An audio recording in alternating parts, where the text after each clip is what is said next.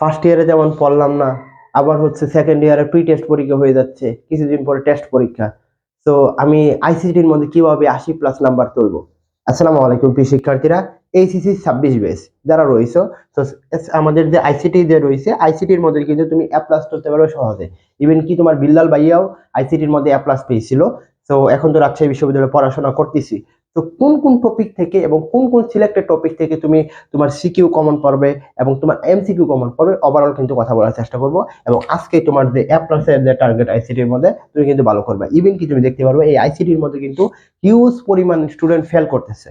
তো কি কারণে ফেল করতেছে, কোন কোন বিষয়গুলো ধরতে হয়, কোন কোন বিষয় এখন থেকে তুমি রিকভার করলে তুমি পেয়ে যাবে রাজশাহী বা গুচ্ছের মধ্যেও চান্স পাবা যখন এইচএসসি পরীক্ষাটা তোমার শেষ হবে। ইভেন কি তোমার এইচএসসি পরে যে রাজশাহী, গুচ্ছ, দাবি যেখানে পরীক্ষা দেওয়া না কেন, তোমার এই আইসিটি থেকে 2টা থেকে 3টা কোশ্চেন থাকে। তো কি করবা এটা নিয়ে আমরা একটু কথা বলে দেখো। সো আইসিটি সাজেশন আমি এখানে প্রথম শুরু করব।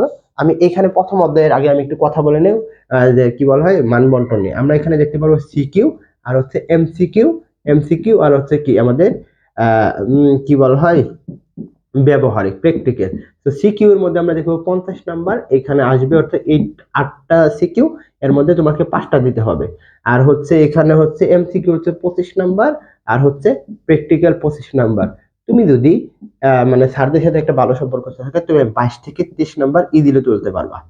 আচ্ছা, এখানে দেখো 22 থেকে 23, তাহলে তোমার কাজ করতে হবে এখানে এবং এইখানে।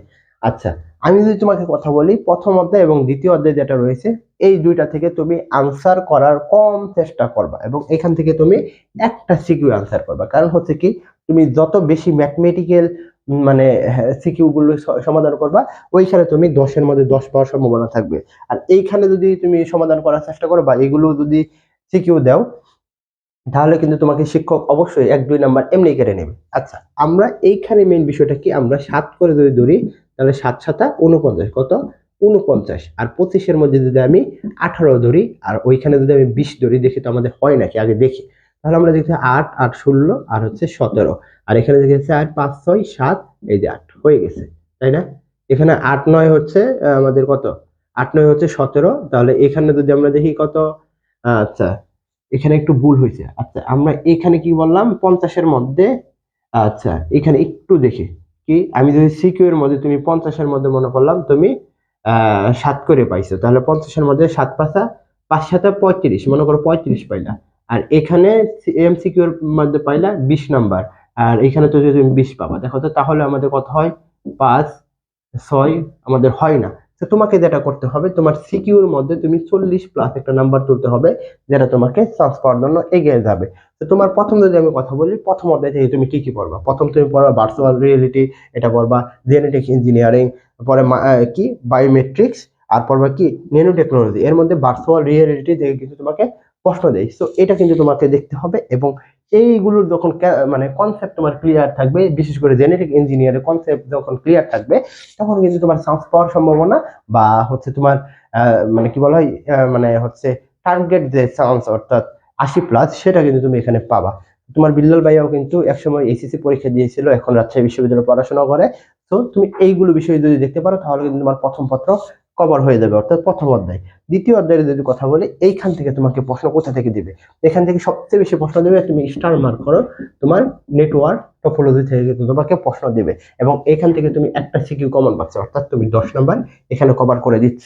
ওকে, প্রথম অধ্যায় থেকে দ্বিতীয় অধ্যায় থেকে একটা একটা করে যদি যাই, তাহলে আমাদের 2টা কভার হয়ে গেছে। তো তুমি সবচেয়ে বেশি দাও এই যে নেটওয়ার্ক টপোলজি, অর্থাৎ এখানে দেখবে বাস টপোলজি, এগুলো কিন্তু তোমাকে দেখতে হবে, স্টার টপোলজি, এগুলো দেখলে তোমার তোমার কিন্তু হয়ে যাবে। এটাই হচ্ছে মেইন বিষয়। আর একটা হচ্ছে ব্লুটুথ, তার মাধ্যম এবং তারবিহীন মাধ্যম। অর্থাৎ তোমাকে বলতে পারে শিলা কথা বলতেছে, কিন্তু তার যে কথা বলতেছে তার কোনো তার নাই, কোনো মাধ্যম নাই, কোনো মানে যোগাযোগ করার কোনো মাধ্যম নাই, তখন সেটা কি হবে, ব্লুটুথ হবে। এরকম ভাবে এই যে টপিক গুলো আছে কি cloud computing, data transmission method, তার মাধ্যমে এবং তারবিহীন মাধ্যম, কি ব্যান্ড উইথ এর প্রকারভেদ, ভৌগোলিক অবস্থান ভিত্তিতে নেটওয়ার্ক, এইগুলো কিন্তু দেখতে হবে এবং সবচেয়ে বেশি দেখতে হবে নেটওয়ার্ক টপোলজি।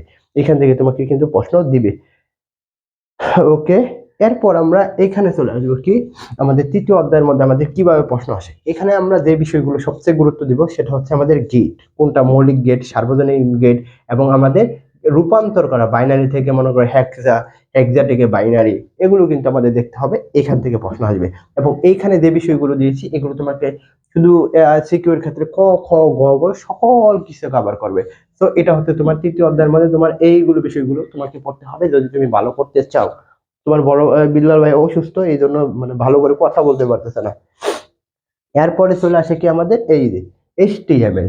আমি যখন মানে এইচএসসি পরীক্ষা দিয়েছিলাম তখন HTML এরকম ভাবে পাইতাম যে এখান থেকে আমার ভুল হওয়ার সম্ভাবনা নাই, ইভেন কি আমি মানে এগুলো ওয়েবসাইট গুলো তৈরি করে ফেলতাম, বুঝছো? তো HTML এর মধ্যে মৌলিক বিষয় তোমাকে পড়তে হবে। এখানে তোমাকে একটা কি টেবিল দিবে, তো টেবিল থেকে তোমার করতে হবে কি HTML করতে হবে, এগুলো কিন্তু পড়তে হবে। দেখো কি HTML কি সুবিধা, এটা তোমাকে খ নাম্বার দিতে পারে। যেমন কি HTML লেআউট, মৌলিক বিষয় পড়তে হবে। HTML কি, HTML এই যে টেবিল তৈরি, সেটা কিন্তু তোমাকে সবচেয়ে বেশি গুরুত্ব দিতে হবে যদি তুমি এখান থেকে ভালো করতে চাও। এবং আমি মনে করি এখান থেকে তোমাকে একটা আনসার করা দরকার। মানে কি বল হয়, HTML এবং তৃতীয় অধ্যায় থেকে তুমি যদি কমন করতে মানে একটা করে আনসার করো এবং ভালো করে আনসার করো, তুমি 10-এর মধ্যে 10 পাবা, অর্থাৎ তুমি দুইটার মধ্যে 20 দিলে পেয়ে যাবা। আর প্রথম অধ্যায় দ্বিতীয় অধ্যায় থেকে আনসার করো, এখানেও তুমি 10-এর মধ্যে 10, অর্থাৎ তুমি 30-এর মধ্যে তুমি মোটামুটি তুমি ধরতে পারো তুমি 27 তুলতে পারবা ইজিলি, ইজিলি। ওকে, এরপর আমাদের এইখানে চলে আসে কি আমাদের এই যে অধ্যায়টা রয়েছে, অর্থাৎ আমাদের কি বল হয় প্রোগ্রামিং যে বিষয়গুলো, এখানের মধ্যে সবচেয়ে গুরুত্বপূর্ণ হচ্ছে ফ্লো চার্ট তৈরি করা। অনেকজন এইটা মানে এই অধ্যায়টা স্কিপ করো, আমি মনে করি তোমাদের এই অধ্যায়টা স্কিপ করা দরকার যদি তোমরা না পারো। তো তোমাকে পড়তে হবে প্রথম 1 থেকে 4, অর্থাৎ 1 থেকে 4 নম্বর অধ্যায় পর্যন্ত। তো আমরা যদি দেখি 1 2 এই দুইটার মধ্যে তুমি দুইটা সিকিউ পাচ্ছে। এরপর হচ্ছে তৃতীয় এবং চতুর্থ অধ্যায় যে রয়েছে, এই দুইটা যে অধ্যায় রয়েছে এই দুইটা অধ্যায় থেকে তুমি দুইটা করে পাবা, অর্থাৎ 4টা। তাহলে এখানে দুইটা, এখানে যে 4টা, তাহলে 6টা। আর দুইটা আসবে কি এই যে একটা এখান থেকে আসবে আর একটা এখান থেকে আসবে, অর্থাৎ এখান থেকে দুইটা, তাহলে হচ্ছে তোমার কয়টা হচ্ছে, তোমার হচ্ছে 7টা। আর পরবর্তী অধ্যায় থেকে তুমি একটা পাবা।